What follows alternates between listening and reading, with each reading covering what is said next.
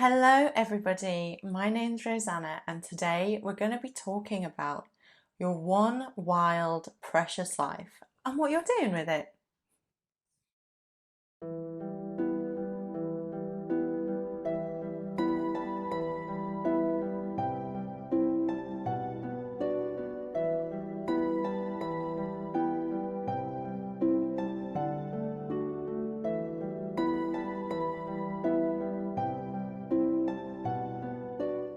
So, last week I listened to a podcast, and the specific podcast kind of slips my mind because I listened to so many. But this idea really stuck out to me, as it often has in the past since I was probably a teenager. But the idea of it is that if today was your last day on earth, would you be happy with the life that you have lived? So, another quote that then followed this podcast that I read in a beautiful email from a friend was from the poem The Summer Day by Mary Oliver. And it has just really stuck with me this week. And it's, doesn't everything die at last and too soon? Tell me, what is it that you plan to do with your one wild, precious life? Quite profound.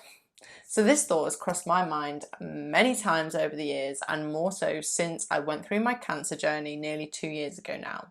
But sometimes we can forget how precious life is. We get caught up in our mind, sweating the small stuff, tell me if you relate, not realizing that we're living a life controlled by our conditioning and past experiences, rather than embracing our free will to choose how we get to build this life. You have the freedom to live the life that you want, but we're not programmed that way. And I believe that I am here to help you break this pattern and regain your power. I do not believe that anyone is on this planet to play small, and that we will all be called to the adventure of a lifetime one day. But not everybody dares to answer the call. So, what do you choose to do with your one wild, precious life? Answer the call or stay small? I know many people in my life who have dreams that they dare not chase and goals that they're too afraid to take the first steps towards. But why do you think this is? Is it fear of failure, or is there a deeper fear? Perhaps a fear of success. As humans, we're creatures of comfort. Anything unknown poses a threat to our ego mind. Say that you have a dream of traveling and experiencing new cultures and exotic places, maybe leaving your corporate role to train as a yoga teacher, just as a couple of examples. But your heart is screaming to go and play with the magic that these dreams are offering. And on the other hand, your ego is trying to protect you from danger. The fear of the unknown and danger is a collective human fear, which has helped the human race to evolve to where we are today. But that's all it is. It's conditioning. Did you choose this conditioning for yourself? If I gave you the choice now, would you continue to be afraid of the unknown, or would you choose a new pattern and embrace it?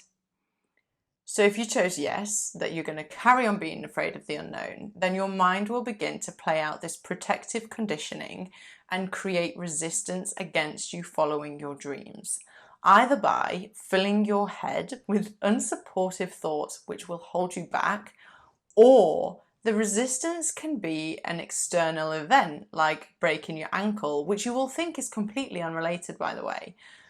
But this is resistance created by your unconscious mind. The unsupportive thoughts are more conscious and known generally as limiting beliefs. Your job is to become aware of your conditioning. What I've expressed here are examples. You will have your own dreams and your own unique fears and conditioning, even though it is all collectively comes down to the need to survive. And so your job is to make the unconscious conscious so that you can begin to choose more supportive beliefs and create new patterns for your subconscious to play out in life. When you bring the beliefs of your subconscious mind into your conscious mind, then you can free your mind. And that is how you begin to change.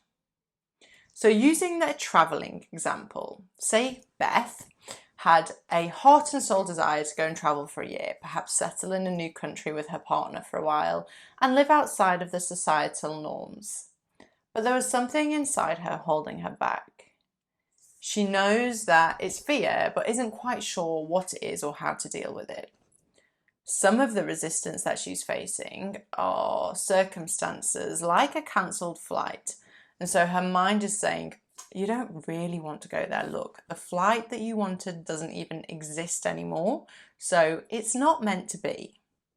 And really what is happening is that subconsciously, she is deeply afraid of stepping out of what her family and friends are doing with their own lives. Her subconscious mind believes that if she goes, then her life will change so much and that she'll end up being alone. So it's creating circumstances and beliefs in her life that will hold her back. Do you think that her fear is true? And if it is true, what is the worst that could happen? So Beth has two choices. Choice one is to listen to the fears of her ego, not look into them, just accept the cancelled flight, go back to her daily routine of work, yoga, and watching Netflix, suppressing the desire of her soul, believing one day it will happen, if it's meant to be, of course. And she will see people on Instagram traveling, living their best lives, and experience pangs of longing until she decides to answer the call of her soul again. Or she can choose option two, which is facing the fears, taking her power back and understanding that as her mind is ultimately creating her external reality, she can address why she might not actually want to go traveling or doesn't believe she can. By asking if the fear is true and meditating on this, Beth can make her unconscious beliefs and patterns conscious and then consciously choose a new belief and take inspired action from this place. The actions will become clear and Beth can consciously create her life rather than be controlled by subconscious patterns and past experiences. You see where I'm going? So I'd like to take the opportunity here to say that if this sounds familiar to you and resonates, then you will need some guidance working through this because the ego gets tricky. I highly recommend working with a coach who is trained to understand the subconscious mind, beliefs and conditionings like myself. To learn more about working with me, then you can follow the link below in the description, which will give you an option to book a discovery session with me so we can dig a little more into what your dreams are and ultimately what is holding you back. And now, just to add a little paradox to this situation as we bring this video to a close, it's really important to know that there actually is no wrong decision that you or Beth could make.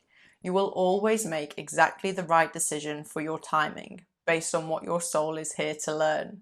It may not be your time to experience freedom because you still haven't learned a certain lesson.